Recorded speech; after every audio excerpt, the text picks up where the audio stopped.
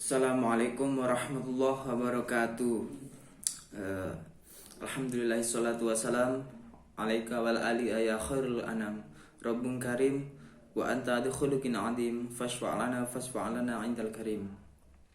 Allahumma salli wa barik ala sayyidina Muhammad salatan tawakkalu biha jami'a hajatina alaika wa ala alihi wa sahbihi ajma'in, amma ba'du. Alhamdulillah kita dapat bertemu lagi di pertemuan kita hari ini, yaitu adanya tugas tengah semester, ulangan tengah semester.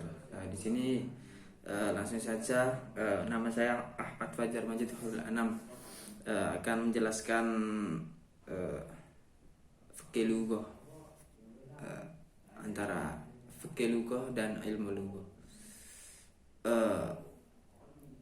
Yang pertama, fikih lughah itu ada dua kata, fikih dan lughah. Al-fiqhu wal lughah. Fikih itu seperti fikih itu diartikan dengan memahami sesuatu. Jadi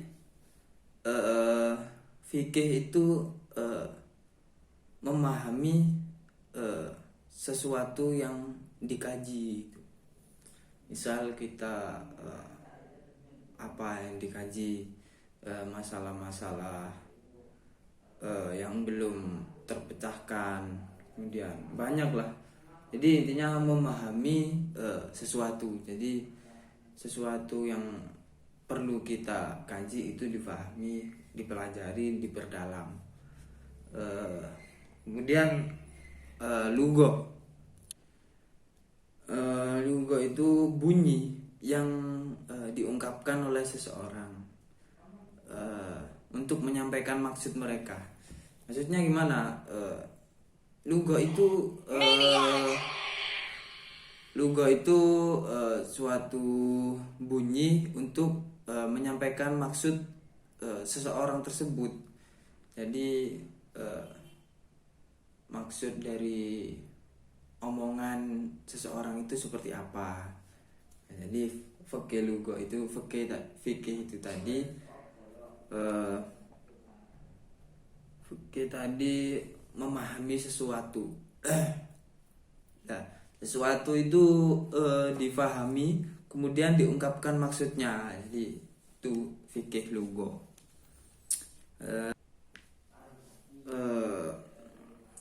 Kemudian antara fikih lughah dan ilmu lughah.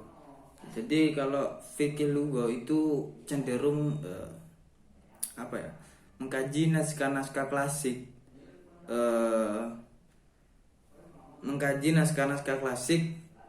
dengan secara historis. Kalau bahasa lainnya itu filologi. Jadi mengkaji naskah-naskah klasik tersebut dengan secara historis, filologi, atau nama lainnya itu filologi biasanya. Sedangkan ilmu lughah itu mengkaji bahasa dengan cara apa? Dengan cara deskriptif atau komparatif. Jadi dengan cara menggambarkan bahasa-bahasa itu seperti apa gitu. Jadi jelas perbedaannya. Kalau fikih lughah itu secara historis, kalau ilmu lughah itu deskriptif. Kalau fikih lughah itu mengkaji naskah-naskah, kalau ilmu lughah itu lebih ke kayak bahasanya itu loh. Bahasanya itu seperti apa gitu. Kemudian fikih lughah itu sudah ada sejak zaman dahulu. Namun masih belum sempurna seperti yang ada sekarang.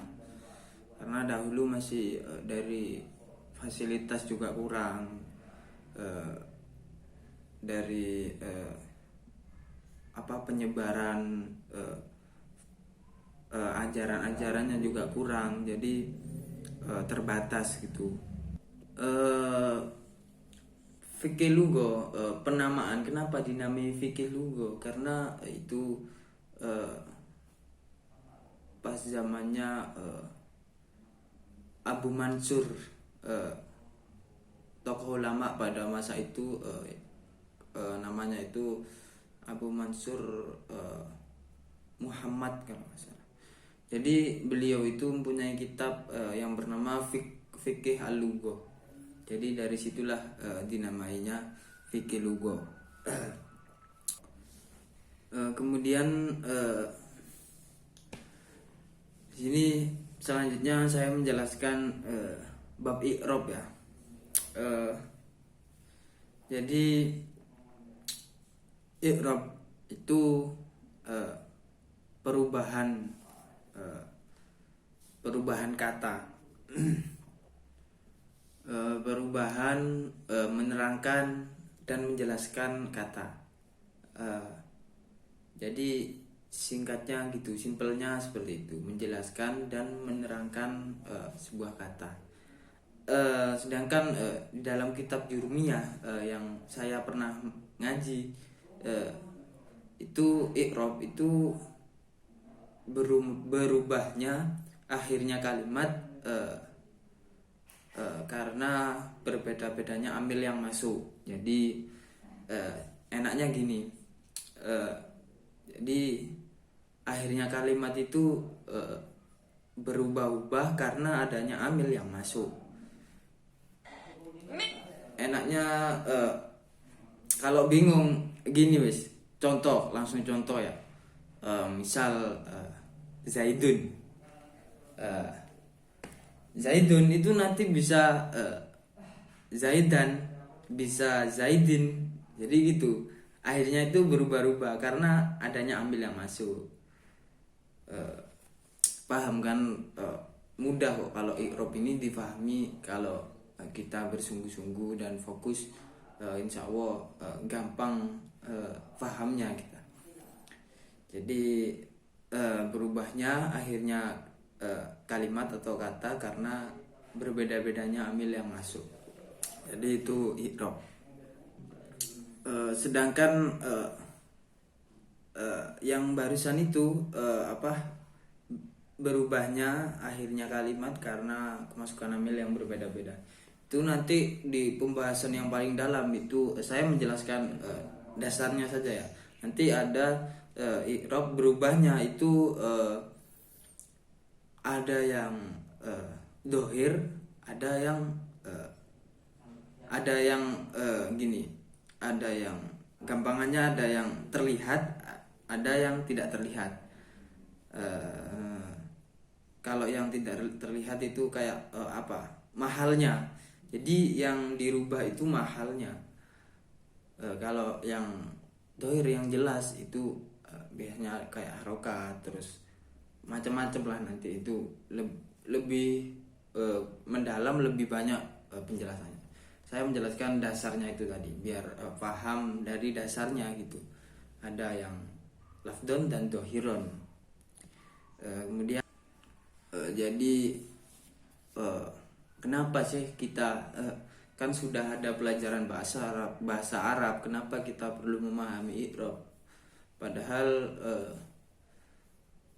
di Arab itu kan ada yang tidak belajar i'rab.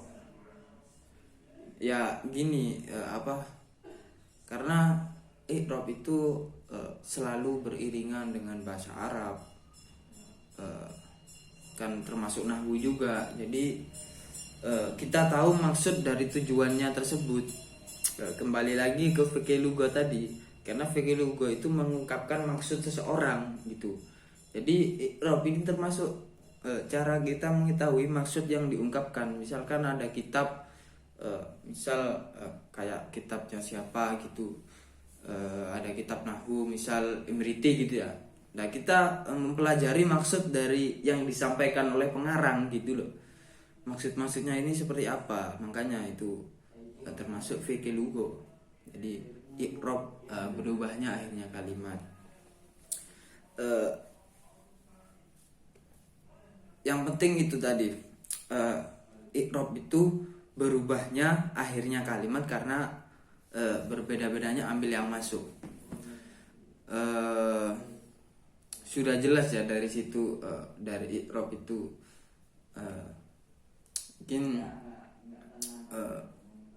lah akhirnya kalimat itu berbeda karena misal ada huruf jar atau amil-amil yang lain itu masuk, jadi kena hukum amil tersebut, atau bisa dijar atau dinasab atau dirofa, jadi seperti itu.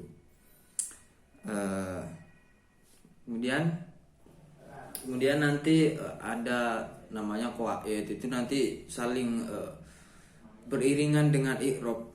Jadi bahas apa objek, subjek, subjek objek, fi'il fa'il gitu.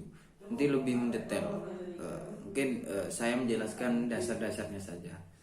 Mungkin cukup dari saya. Semoga teman-teman dan yang lain atau yang melihat video ini bisa memahami maksud dari apa yang saya sampaikan. Mungkin cukup itu, kurang lebihnya saya mohon maaf yang sebesar-besarnya. Akhirul kalam, ila liqa fi ghairil awqat. Assalamualaikum warahmatullahi wabarakatuh.